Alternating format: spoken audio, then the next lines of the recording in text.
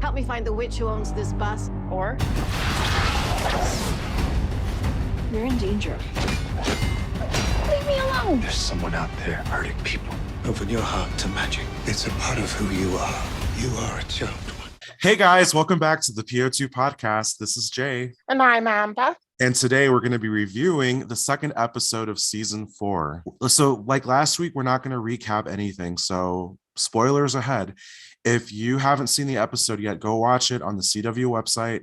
That's probably the best way to support the show, support the writers, actresses, keep the show going. Go watch it, then come back and listen to us. So this was a really interesting episode. I really liked it. Based on last week, I didn't really know what to expect. And I remember talking about the powers part and how it's going to play into it. And I really liked how they used Michaela's power in this episode. I really loved this episode. I thought it was really, really good. I think my expectations were low because of last week's episode. I know a lot of people, especially looking on Twitter and social media, a lot of people really, really loved last week's episode. I didn't. I wasn't here for it. You can listen to our previous episode to hear about that. But I thought that this week's episode was really good. There was so much in the episode that I liked, and there wasn't really anything that I didn't like. I agree. I actually thought this was a huge step up from last week. And honestly, it really felt like one of the better episodes from season 1. This really does carry whatever worked in season 1. And I liked the episode up until, I would say, the last act, just because I felt the writing became clunky again. But up until then, I would say the first 3/4 of it were really, really good. I really commend the writers and the actresses and just everyone. They did a really good job this week. I think this episode was actually written by Blake Taylor and Liz Kruger, who used to be one of the showrunners in season 2 and 3. She actually directed this episode as well. Would you believe it or not? And you know what? Some people are just better. Some people just have different skills and talents. Like, I think that maybe she's a good director if we're talking about Liz here, because I know that we gave Liz and Craig a lot of flack for how season 2 and 3 were ran. I think that maybe their ideas were not well executed and became clunky. But if they wrote, if she wrote this episode, then where the hell was that for season 2 and 3? I don't know. I think what happened is that she may have stayed on as a writer, but she's not doing her ideas. You know what I mean? I think that the new showrunners are dictating what the storylines are, and she's only in charge of just writing the dialogue. So the episode actually started off from last week's episode. We spoke about how the bus got left in the middle of the road. Michaela and Bryn went to the scrap heap where it had been illegally towed and basically tried to get it back. Yeah, that was a good starting point. I wasn't sure if it got towed because of where it was last week, if that's related, but it made it seem like it was, I think she said it was parked in a no parking zone or something like that. So yeah, she used her powers without even trying to, I guess. And she made some of the butterflies that were drawn on the side of her bus kind of come to life and scare the security guard. Yeah, and that's a cool thing they added on, because now we know that it doesn't have to be on paper. Her drawings can come from like anything that she draws, like on any medium. So whether it's on paper or the van or a mural on a wall, now we know that it's not just limited to paper. Oh, and I have to say this. Last week, one of my complaints was how quickly Michaela adjusted to becoming a charmed one. From what I said, it was like around the point of being seeing Josefina in danger that made her be like, oh crap, this is real. I'm a charmed one. I'm a witch. And I thought that was so odd, but now I see what they were doing. There's a sense of continuity here where they address that, and they pretty much have her change your mind, come back down to reality, and it's like, okay, this is too much, I can't do it. So like all that from last week they addressed, that like, oh, I know that I was into I knew that I got really into being a charmed one, helping you with your cousin, but now it's like I don't want to do it anymore. I thought that was way more reasonable, realistic than what I believed last week, where I thought she was just going to be living at safe space from now on. Yeah, we got to see a really good scene in this episode. We got to see Harry writing in the Book of Elders. What did you think of that? I liked that they added a magical element to it. We see him writing with a quill and the text magically came after. So I like that little touch of magic. Although I think the reason why they did that is because, they wanted to use, I think, Alicia's handwriting, who's the prop artist for the book. So Yeah. they wanted to keep it looking all fancy. But what did you think when he wrote Macy's name and then it went downward to give space for Michaela? It was sad. Also, I think her name went red, right? Yeah, it did. It went red as if to say that she was deceased, which it was sad. Like I said, it was sad. It was like, especially the music, it felt like, here's this loss that we've had, and it's actually confirmed, written down, because I don't feel like Harry has really processed it, and I don't think that he's really processed the fact that Michaela is a charmed one yet, as far as in this part of the episode. Yeah, and I think the premiere, I think what was something that felt glossed over, and I think the writers know, and they intentionally want to do this over the course of the season, but the premiere definitely seemed to gloss over the grief part of Macy's death. And I like that this episode really shows Harry's grief, and it also shows Maggie, like how she's dealing with it. She's pretty much going off and fighting demons and avoiding the grief. And I think she's more in the anger part of the grief process. And she definitely doesn't want to get very close to Michaela right now. She says herself she doesn't want to bond with her as a sister or as a child. Yeah. So should we talk about the villain in this episode? You mean Scary Poppins? Yeah. I put Evil Mary Poppins on my notes. She kind of came out of nowhere, and I guess her ability is she can sense magic. Yeah, it seemed like that's what she was doing. Her role in this is interesting because there's a callback to season 1. There's an entry on her in the original Book of Shadows, and I really had a fanboy moment when Melanie said that, when she's like, oh yeah, it was in the old Book of Shadows. So it's like they acknowledge it exists, and I hope it comes back. I hope to God the book comes back. But for now, it's nice that they reference it. And what's she called? A Vitala? A Vitra? A Vitra. Yeah, she's called a Vitra. Vitalis from Supernatural, whole different show. No, well, Vitalis was in the original, was in the season 1 of the reboot. No, that's Vitalis, but a Vitala is a snake-like demon from Supernatural. Oh, okay. So yeah, so she is kind of this Mary Poppins type character. I don't know what you would call that kind of outfit, but she's got a little fancy hat and kind of like a suit blazer type like thing. Something you expect on Downton Abbey, I think. Yeah, she just kind of had that about her, and she's got this bag that she's carrying around with her, and I guess in the bag there's something alive in it. Yeah, it's like a tentacle thing. It's like this serpent-like creature that I guess eats witches. Yeah, she called it a name. She called it Stanley. I think it was Seymour. Oh, Seymour. And I'm pretty sure that's a reference to Little Shop of Horrors. So this character, basically, because Michaela's been using her powers without necessarily realizing it, she's been manifesting these butterflies, and it continues throughout the episode. And the Vitra is really on the hunt for her. She's part of this order of, I don't know if they're demons or magical creatures or something, that they're kind of like the cleaners. from the original show. Right. They are there to kind of clean up magic. And if a witch is kind of caught using her magic around mortals, around humans, then her job is to kind of come in there and take care of the problem, which is kind of ironic because there were several times where the girls used magic in front of humans before. Yeah, this kind of came out of left field, but then again, it happened on the original show as well.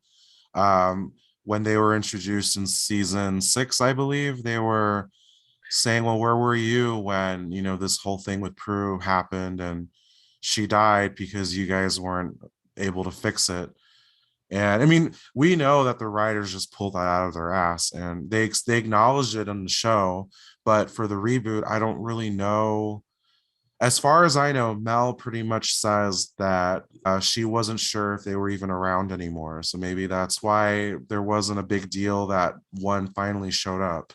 What did you think of the scene where Mel was she was talking to Maggie about Macy and kind of her not being there? And what did you think of that? Well, I mean, well, like I said earlier, I like that they talked about Macy. I like that they showed them struggling. I think there's going to be a scene soon where one of them finally breaks down. I think we as the audience need to see that, because there was like a sudden jump. I mean, if you're watching the show just going from season 3 to season 4, there really is a sudden jump. So I think we need to see flashbacks or see them process their loss. And I also got a little sad when later in the episode where Maggie, when she realizes that Michaela's going to stay, she has this like flashback of Macy holding them before she died. That was really sad. That was really sad. I just kind of, but it's one of the things that I really like about how the reboot is kind of addressing the departure of Macy is they're not trying to pretend that she didn't exist. You know, they're not glossing over it. They're not like acting like, oh, well, Macy's gone now. You know, this is the new character and she's the new charmed one. They're trying to kind of keep her memory alive in the show. You know, we had pictures of her in the last episode, and in this episode we've actually had, you know, her name in the book, and we also had we had the flashback, which we never got with season 4 of the original Charmed, because when Shannon left the show, so did her image. The reboot's allowed to use pictures and footage of Madeline Mantock on the show, whereas in the original, when Shannon Doherty left, I guess there was bad blood. We'll never really know why, but after Shannon left, we never got to see Prue again. We only got to see her either in a different form or the head. Yeah, shots of a stunt double, but we never got to see Shannon as Prue again. That's probably because she has control over her image and she probably wanted to get paid. And I do think that's the case with some actors, or maybe all actors, where if they film something or have their likeness shown, then they can get paid for it. So maybe Shannon went the extra mile to protect her image, but that's probably a topic for another time. While we're on the topic of kind of Macy, I thought we could talk about Harry and him in this episode. I like how the writers keep putting Harry and Jordan together. I like that there's masculine energy on the show. So I like when they have their, you know, kind of bro moments. And today was no exception. You know, they go after the leprechaun, which I think was another cool addition to the reboot. You know, the whole magical creature thing. Now we get to see a leprechaun.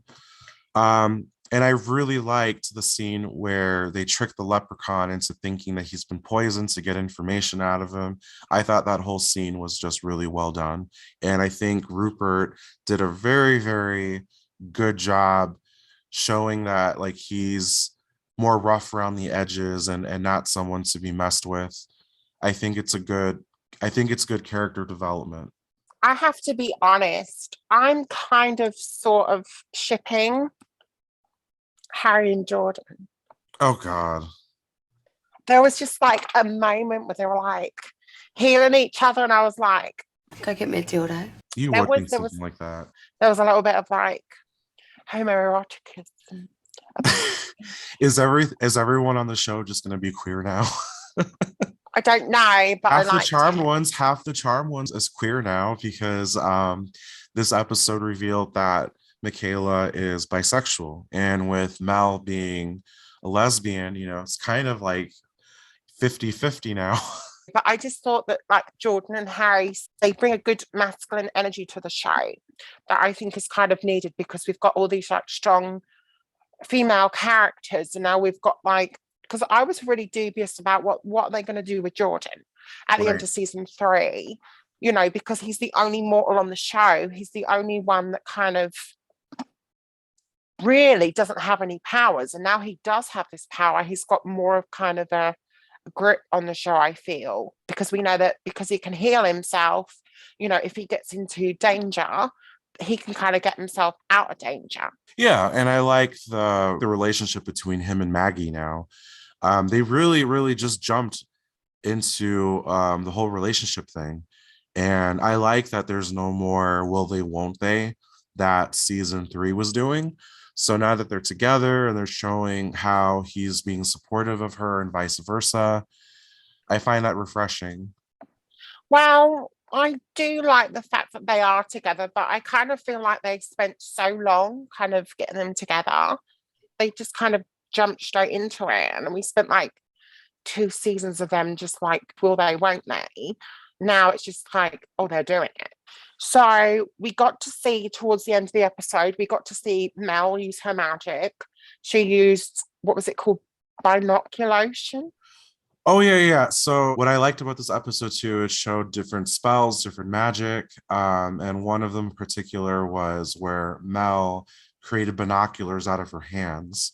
It was kind of a neat way of doing magic. I mean, it's still kind of a little bit more sort of out there for my Mhm. taste, but I kind of enjoyed it.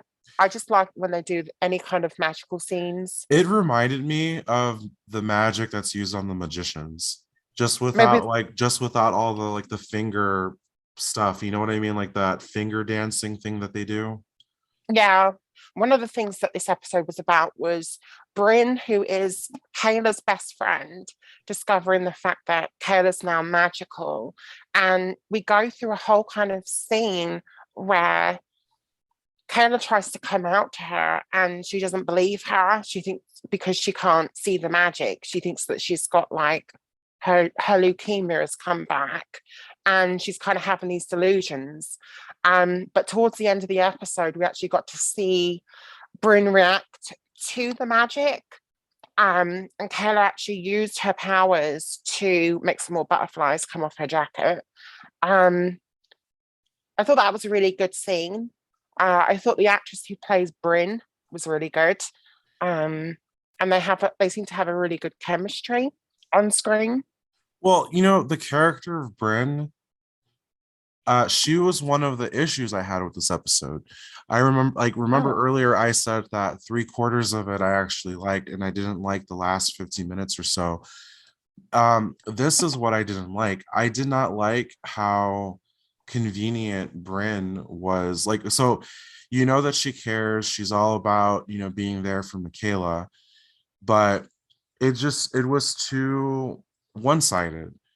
I feel like Bryn only exists to just be that support for Michaela and then nothing else, because she's practically dying and her last words to Mel is like, oh, take care of her, like that's her girlfriend or her daughter or something. It's just not, I don't think it's something that a friend would necessarily say. And she just also seemed to accept her death. Like if she had died, I mean, she just seemed to be like accepting it. And on top of that, she just was cool with Michaela leaving. Michaela, decided now that she's embraced her powers and being a charmed one, that meant that she's going to have to stay in Seattle. And Bryn just seemed to like come to that conclusion herself, and she was fine with it. And it's like, okay, this is the person that you were fine dying for, and now she's gonna move away, and you don't know for how long, and you're just gonna be like, oh well, Zoom me, call me, or whatever. I kind of feel the opposite way. I would like to see more of her. I hope that we do get to see more of her. I think the actress that plays her is she's good. We did get to see a little bit more of Chloe this episode, which was nice. She kind of came in and made a cameo. Another thing that I really liked was the fighting. I love anytime the girls get out and do their fighting and, Although go toe-to-toe. although it was funny seeing them fight an old woman. Yeah, because they were fighting this old woman basically, and she came in to attack Michaela. I guess she was going to kill her or something. With Seymour, Mel and Maggie came to her rescue, and we got to see how their powers kind of work, because even though Maggie wasn't necessarily using her ability, she was hand to hand fighting this woman, which was so hysterical because the woman, the Vitcher, her weapon was a freaking umbrella. She was like fighting with her, and I was like, oh my god. It kind of reminded me of a scene out of Buffy, classic Buffy, where where you'd see like the actors fight, and then they do like a wide shot where it's clearly extras doing the fighting and choreography, and that's how this episode felt. Yeah, it reminded me of that episode where Buffy hears voices, and it turns out that the dinner lady is like poisoning their food. Yeah, the lunch lady. She's poisoning the food. And like when they do the wide shot, it's clearly like the stunt doubles is clearly a man, and they're just like fighting back and forth. So that, I mean, it wasn't bad. I mean, this up, like from what I remember, the fight scene with Scary Poppins wasn't too it wasn't too bad other than the CG, but I mean it was entertaining to watch. And and this is like, and speaking of that scene, this was another thing I did not like about the episode. I hated how Scary Poppins was vanquished so easily. It was so anticlimactic. I wanted more. I wanted something like a vanquish scene. I wanted a power of 3 spell. I wanted just something more, not her being eaten by her own pet. Well, they haven't got the Book of Shadows, have they? Sorry. They haven't really got convenient vanquishing spells. No, but they could create their own spell. They could do the Potentiatrium. They could do more like they can do some more co-op magic, something. But it just she just seemed to, be defeated too easily. I didn't like the fact that, well, I wouldn't have liked the fact that they'd done a Potentiatrium. I'm so tired of hearing Potentiatrium. I want to hear them do something else. Give me like the Timor-2. I want like something different. Yeah. But see, and that's another thing. Mel said she read about her in the original book. She couldn't remember the spell. And she could have said, girls, hold my hands, or sisters, hold my hands, or whatever. You know what I mean? I know she won't say sisters. There was a way they could have done it that would have been more interesting. I just didn't like that she, Scary Poppins accidentally hurt Bren, and that's what got her to be eaten by her own pet. So it's like, oh, well, actually, I don't even know how that worked. Her purpose is to get rid of people who show magic to humans, right? But how does her wounding a human show magic when it's that human already knows about magic? I think it was just kind of like her cat was pissed off with her, so he just like, it's kind of how I saw it. It's like he was pissed off with the fact that she had kind of allowed him to accidentally kill, and so he turned around on her and just kind of ate her. So with her gone, is he just going to starve to death now, or are we just going to have to forget about that? I think it's just going to be one of those things that we just kind of have to forget about. Yeah. I don't think we're going to see any more of it. We might do, but I doubt it. I'm just in the original show, if like this had been the original Charm ones with Leo, I can picture Leo being like, well, I'm going to orb this thing to somewhere to someplace safer. You know what I Yeah. mean? I can picture Leo doing that. I just want to add this little bit in. One of the things that I really liked during the fight with the Vitra is I like the fact that when Mel came in, she kind of helped Maggie while the woman was kind of attacking them with freaking umbrella. She froze it, turned it to ice, and then Maggie turned around to the baton and shattered it, which I just thought was like a really nice way of like combining their magic. Yeah, That was that's what I mean. More co-op magic. I really like that part, but like I said, it ended very quickly. towards the end of the episode. Harry obviously Bryn gets attacked and they need to heal her because she's injured. And Harry and Jordan have been sent on a wild goose chase by Frank the Leprechaun, played by Michael Mays. And I just wanted to mention that Michael Mays, who is in this episode, who plays the leprechaun, was in the original Charmed. He was in the season 7 episode, 2 season 7 episodes, as kind of like as a celerity demon. I don't know if he had any lines. I think he might have had a few, but he was in 2 episodes of the original Charmed, and he's going to be in, I think, at least 2 episodes of the reboot. But Harry and Jordan go out to the middle of nowhere to this cabin to find a tallyman, and they find that the cabin that they go to is booby trapped. Yep, and it leads them to get rescued by pretty much Michaela. Michaela has to master her power to dismantle the booby trap, and I thought it was well done. I like the effects, and I like that this was like a way to involve everyone to get her to get from point A to point B, because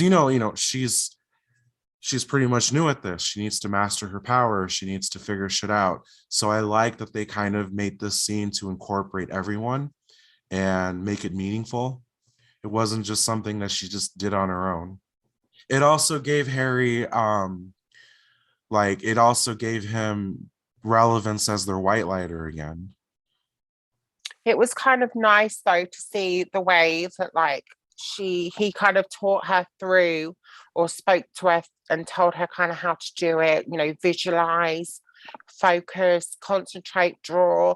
I don't know where she got the pen from though, that she used to draw on Maggie's back. I thought that was a bit random.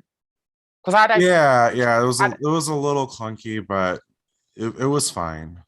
I really liked the bit though when she actually did manifest her power, and I thought that the scoring in this episode, the actual music in this episode, was really good, especially during that scene. It kind of changed. There was a lot of good music in this episode, but and that really helped the scene, I felt. So what I wanted to talk about too is I liked how there's been some. So we got to know more about the Tallyman, who appears to be the big bad of the season. During the scene, and this is what I like. This felt like OG Charmed. I liked when Jordan went to Harry about it and told him about the coin he found that seemed to belong to the Tallyman. I guess when people make a deal with him, they have the coin. So I like that he brings this up to Harry, and Harry is like, "Oh, I know what that is," and he says it's like this nursery rhyme fairy tale thing for, I guess, for creatures. And yeah, and then he like sings the song like this like this Freddy Krueger type nursery rhyme. And it's funny how Jordan gives him a look, and then Harry's like, well, not all of us can be in Phantom of the Opera. And it's funny because Jordan, who's played by Jordan Danica, he actually was on Broadway in Phantom of the Opera. So it's a nice little joke about his real life career. And then like I liked overall how their subplot really leads into this, main villain. They go on this wild goose chase, they interrogate a leprechaun, they go on this wild goose chase, get booby trapped. But what did you think of the very end of the episode where we actually hear the Tallyman? Well, the song I wasn't like I wasn't overly like, I don't want to say I was like overly impressed with the song. It's not really my kind of thing, but it's kind of, I like how they did the scene. It was creepy. He walked into the cabin and there was a spider there and he kind of took the spider. But I think, and this is just my theory, because they didn't actually show the tally man, I have a feeling, and I could be totally wrong about this, I have a feeling they're going to bring out like a good guest star to play the tally man. I think eventually when they Maybe. do reveal his actual face, what he actually looks like, I think they're gonna bring out like maybe someone we know, or just maybe like a good kind of a good actor to play that. Yeah, there's probably going to be some stunt casting. What do you mean? Stunt casting is where a TV show gets a big name or a person who is like well known from the fandom to get people to watch. So like, let's say they get, if they can get Brian Krause or Julian McMahon to come in to play the tally man, that would be a really cool nod to the original, as well as, bringing more people to want to watch, because it's like, oh, it's Leo or Cole from the original. You know what I mean? There's some rumors going around on Twitter, and I have seen some people speaking about it, that it could be Julian. I'm not going to say it is though, because I absolutely don't know when I'm going to say anything, and I don't want to get anyone's hopes up. But I feel like they're going to run out a good actor to play him. Yeah. So, what would you rate this episode? I would give this episode a 9.5 out of 10. I really enjoyed it. I thought there was so much about it that I enjoyed. The only kind of thing that I would have liked to see is a little bit more emotion from the actresses when they're talking about Macy. I think they are going to address that further along, but I'd like to see a little bit more. They've lost a sister and they need to kind of portray that. And I don't feel like it necessarily feels like they've lost a sister. I think it's coming. I think there's going to be a scene soon where Mel or Maggie break down, probably Maggie, kind of like how Piper broke down over Prue when she became a Fury. So I would give it, I think you were being too generous. I would give it a 7.5 out of 10. And the reason why is because I felt that the writing became I felt like it was really good, a huge improvement from season 2 and 3, but there was just some things towards the end that I didn't like how anticlimactic getting rid of Scary Poppins was. I didn't like how they, what they did with Bren. It just felt like something was a little off towards the end, but other than that, I mean, it was really good. Like, what, I'll bump it up to an 8 out of 10. That sounds more fair. I think I am definitely excited for more episodes though, which is something that I have never said about the show since season 1. They've I've already looked at the promo for the new episode because I watched it live while it was airing, and it was just like, I saw the promo, I was like, oh my god, we're going somewhere. And they've released some really good stuff. If you've been looking on social media and stuff, there's been a lot of interviews with the showrunners, Jeffrey Lieber, Joey Falco, and Nikki Renner. They've all been speaking out. So I think we're in for a really interesting season 4. Yeah. All right. Well, we'll be back next week to review episode 3. Please tune in and give us a listen. Comment if you agree or disagree with everything we've said today. Follow us on Twitter at PO2_podcast, and follow us on Facebook, where we run a page called Charmed News. We cover the original show and we cover the reboot. We post occasionally, we post spoilers, but we also post news and anything that we kind of find along the way. So yeah. All right, so we're going to wrap up here. Thank you for listening. Thanks for listening, and we'll see you again soon. Bye. Bye.